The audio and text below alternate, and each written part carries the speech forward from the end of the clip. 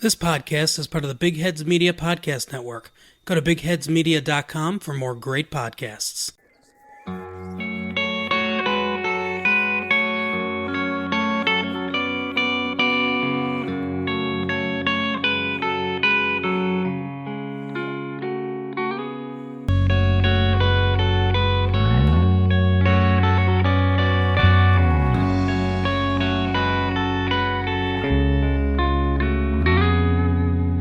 Hello and welcome to the How Will I Die podcast presents Would I Survive with Nicholas Howe. It's me, Nicholas Howe. Today, we're not going to be looking at how will I die, but rather, we're going to take a look at a famous movie and answer the question of would I survive any of the deaths in the movie. For this show, we have a rating scale of will survive, possibility of survival, and won't survive. Will survive means that I would survive the situation, either by getting myself out of it or some other means. Possibility of survival is, it's give or take on whether or not I would survive. It depends on a lot of choices, I think. And lastly, won't survive is very clearly won't survive. The way that this works is I will describe how a death happens in a movie or other media, and then give you the rating of whether or not I would survive. This week's episode, we're going to be taking a look at Friday the 13th, Part 8, Jason Takes Manhattan. Now originally, I very much so wanted to do Jason X, but I didn't have access to what I was trying to use. It's a long story, but instead of doing Jason X, we're doing Jason Takes Manhattan, which is a lot more comedy than horror, and that's kind of what I'm about. First kill of the movie takes place on a boat, so right off the bat, would survive because I don't get on boats. Jason comes back to life after his death-ish in New Blood and climbs on aboard a boat, tries to shoot a girl with a harpoon gun, misses, then just jabs the harpoon gun into a guy. I think if I was on a boat and a man was shooting a harpoon gun at me, I feel like I would have the dexterity to jump out of the way of the harpoon, maybe not necessarily the gun from a giant man standing next to me. So I'm going to say for the first death, it's possibility of survival. The second kill happens immediately afterwards when Jason takes the harpoon that he missed with and stabs it into a girl. I'm pretty sure I could take Jason. I'm going to go with possibility of survival again. At the very least, I could get away from him for a solid minute. She does just kind of lay there screaming instead of doing anything to stop the man from killing her. But that's just me. It should be noted that while this movie's subtitle is Jason Takes Manhattan,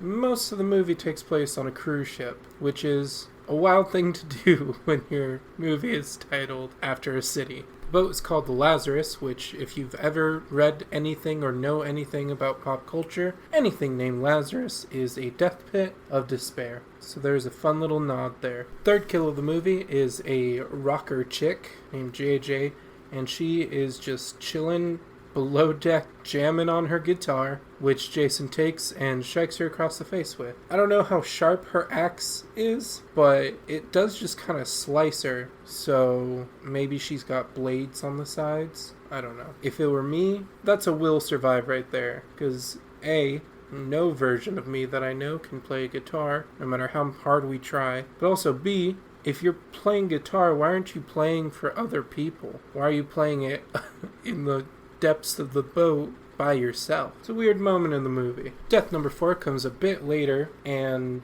it's weird. Okay, so there's this guy laying in a sauna with towel over his face, and Jason comes in, picks up one of the rocks, and just kind of shoves it into the guy's chest, and his chest just kind of lights up for some reason, like on fire. That one would be a won't survive. I don't know what in my chest cavity would be igniting, but I don't think that I could survive open chest, closed eyes.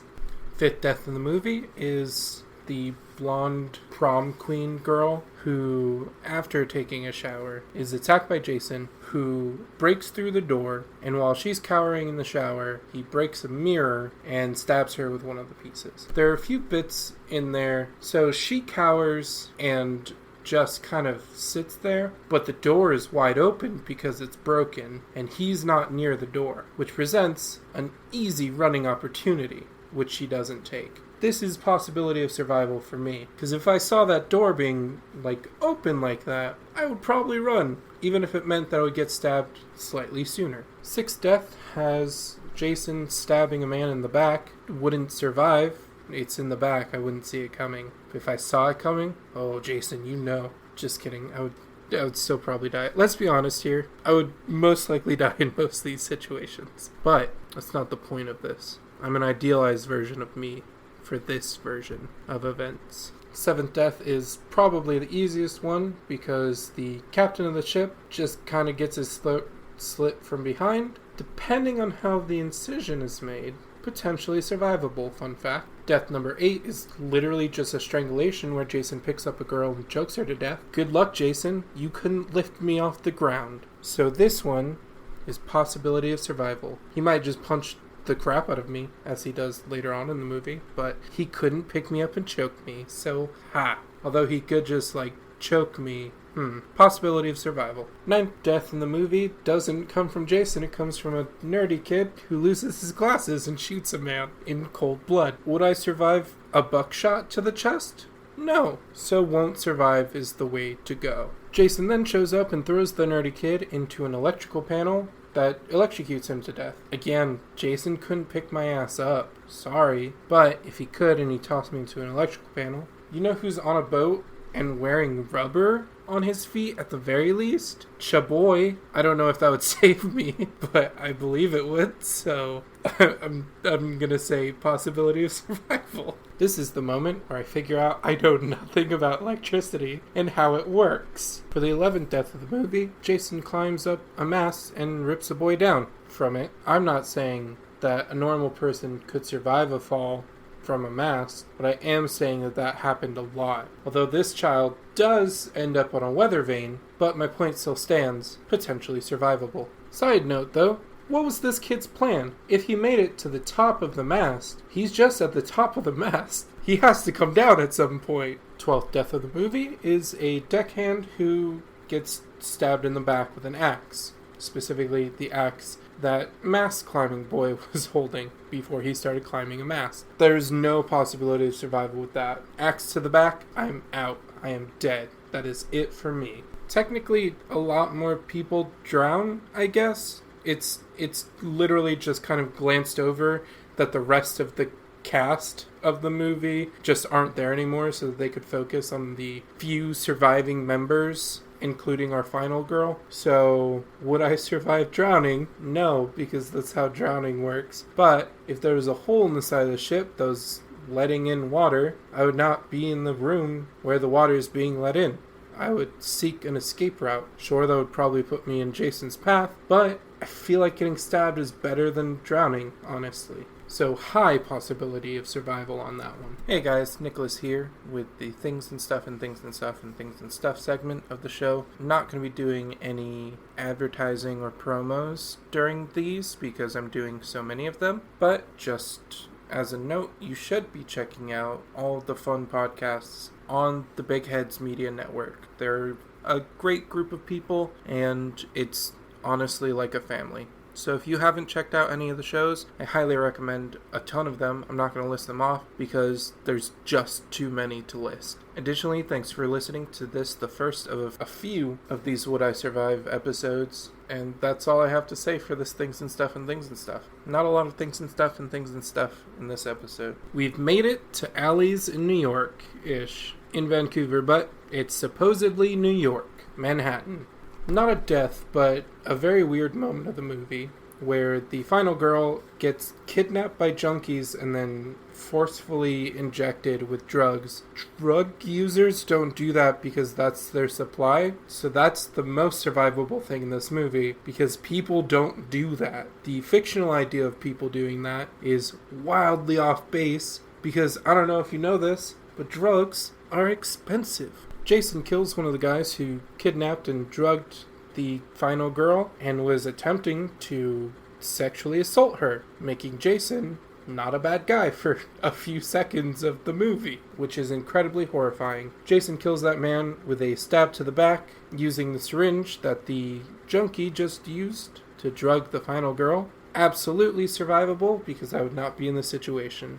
Jason gets shot by the other junkie a few times, but just like me, we're strong and resilient men. And then he immediately turns around and kills the junkie by slamming his head into a pole a few times. Gunshots, easily survivable by thick armored men like myself and Jason Voorhees. Pole to the face, the amount of force that Jason uses, I'm going to say would not survive. The next death is the best death in the movie because Jason and Julius, the teenage boxing star basically, get into a literal fist fight. And by that, I mean Julius punches him for solidly over a minute long, unbroken, and then Jason takes one swing at Julius and rips his head off with a punch. It is the wildest death in the movie, and I love it so much. But would I survive it? No. I would do the exact same thing. I've been saying that I would do the exact same thing for most of this episode, and I absolutely would get my dome knocked off by Jason. Would not survive. The next death is a secret death because we do not see it on screen, but we know that the police officer that Jason dragged off screen died. Can't say whether or not I would survive it. I'm gonna assume no, because Jason did have the man in a headlock. Final girl accidentally kills another girl because she drives a car into a wall because she's having visions of baby Jason. It's a weird plot point in the middle of the movie, but her ramming a cop car into a wall causes it to explode, and the girl just couldn't get out, I guess, in time like everyone else does. Easily survivable by just getting out of the car. Would survive. Jason then drowns an old man in a bucket of sewage by picking him up and literally just dunking him. Again, have to rip on the point that Jason couldn't pick my ass up. So I'm going to say possibility of survival. He would just kill me a different way, honestly.